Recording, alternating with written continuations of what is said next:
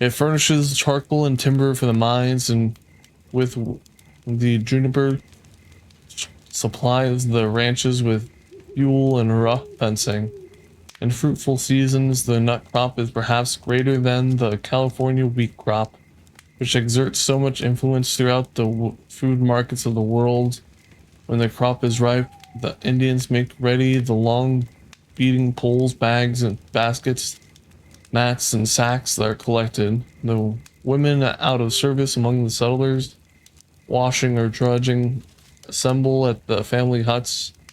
The men leave their ranch work, old and young, all mounted on ponies, and start in great glee to the nutlands, forming curiously picturesque cavalcades, farming flaming scarves and calico skirts stream loosely over the knotty ponies. Two squaws, usually astride of each, and with baby midgets bandaged and baskets slung on their backs and balanced on the saddle bow, while nut baskets and watered jars project from each side, and the young beating poles make angles in every direction, arriving at some well-known central points where grass and water are found. The squaws with baskets, the men with the poles, ascend the ridges to the laden trees, followed by the children, and the beating begins right merrily. The birds fly in every direction, rolling down the slopes, lodging here and there against the rocks and sage bushes, chased and gathered by the women and children with fine natural gladness. Smoke columns speedily mark the joyful scene of their labors as the roasting fires are kindled, and at night assembled in gray circles, careless as jays, they began the first nut feast of the season.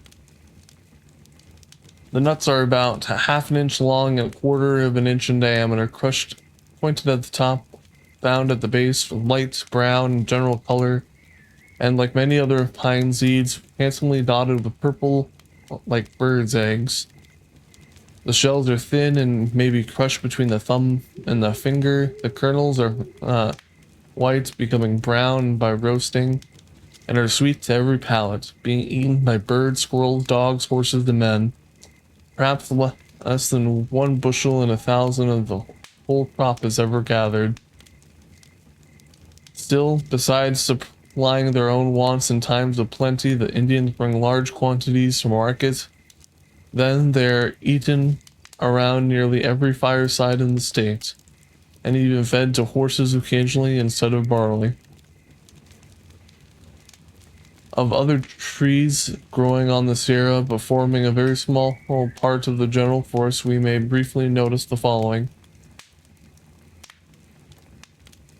Camioseparus lawsoniana is a magnificent tree of the coast range, but small in this area.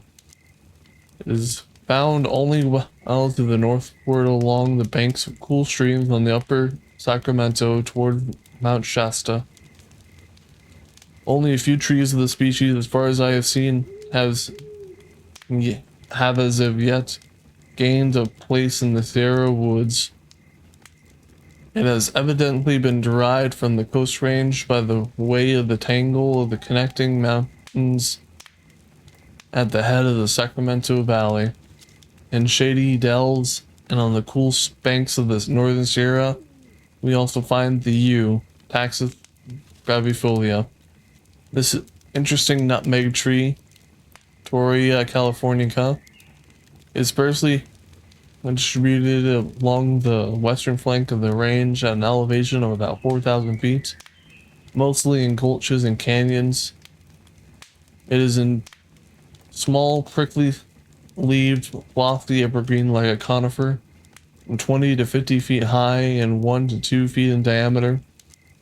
The fruit resembles a green gauge bulb plum and contains 1 seed, about the size of an acorn, and like a nutmeg, hence the common name. The wood is fine-grained and of a beautiful creamy yellow like box, sweet-scented when dry. Through the green leaves emits a disagreeable odor. Betula occidentalis. The only birch is a small slender tree restricted to the eastern flank of the range along stream sides from below the pine belt, especially in Owens Valley.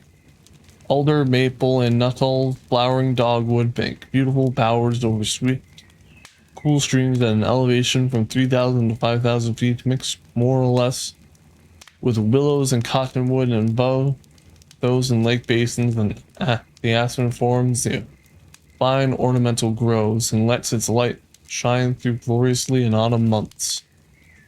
The chestnut oak, Quercus densiflora, seems to have come from the coast range around the head of the Sacramento Valley like the Camioseparus, but as it extends southward along the lower edge of the main pine belt, it grows smaller until it finally dwarfs to a mere chaparral bush. In the coast mountains, it is a fine, tall, rather slender tree, about from 60 to 70 feet high, growing with the grand sequoia sempervirus, or redwood. But unfortunately, it is too good to live and is now being rapidly destroyed for tan bark. Pate Valley showing the oaks.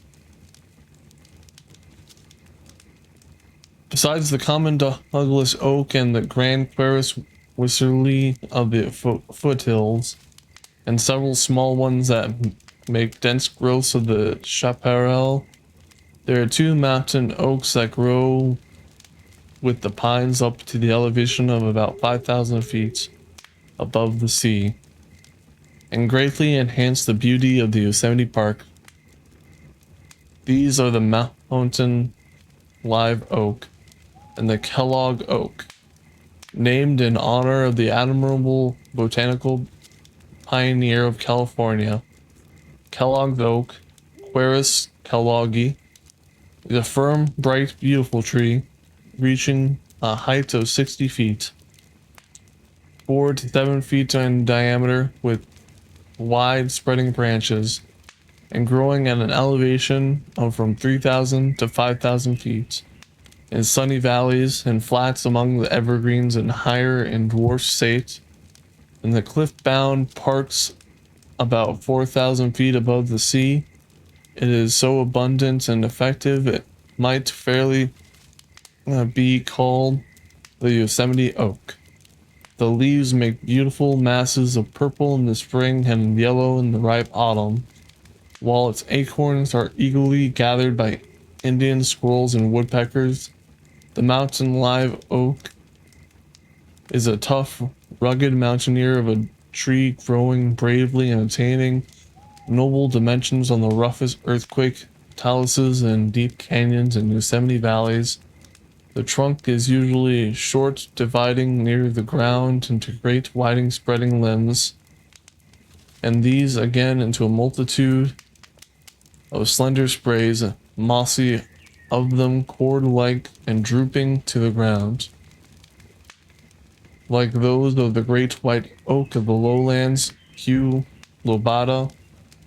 The top of the tree, where the area is plenty of space, is broad and bossy, with a dense covering of shining leaves, making delightful canopies. The complicated system of gray interlacing arching branches, as seen from beneath, being exceedingly rich and picturesque. No other tree that I know dwarfs so regularly and comparatively as this under changes of climate due to changes in elevation. At the foot of the canyon, 4,000 feet above the sea, you may find magnificent specimens of this oak, 50 feet high, with craggy, bulging trunks 5 to 7 feet in diameter. At the head of the canyon, 2,500 feet higher, a dense, loft, low, shrubby growth of the same species, while all the way up the canyon, between these extremities of set highs and habits, A perfect gradation may be traced. The largest I've ever seen was 50 feet high, 8 feet in diameter, and about 75 feet in spread. The trunk was all knots and buttresses and gray like granite and about as angular and irregular as the boulders of which it was growing. A type of steadfast, unwedgeable strength.